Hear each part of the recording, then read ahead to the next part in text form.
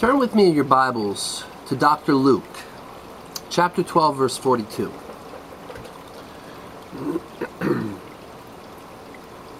That's Luke chapter 12, verse 42. And I'm in the reference Bible.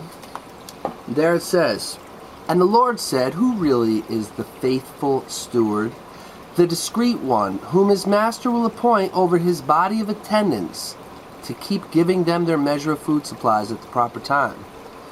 I want you to focus on the words body of attendants. And if you look there, you will see there is no little star, no asterisk. But now, I want you to focus on something here in the emphatic diaglot that the Watchtower Society publishes.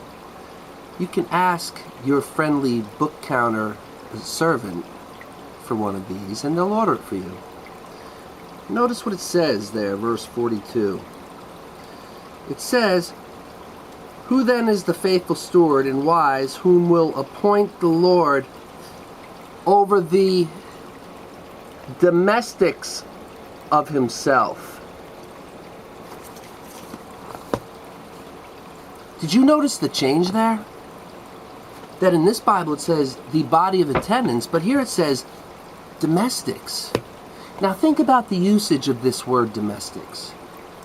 Was Jesus referring to humans, body of attendants, or was he referring to farm animals?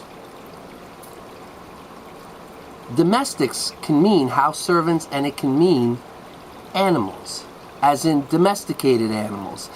You be the judge of what Jesus was referring to.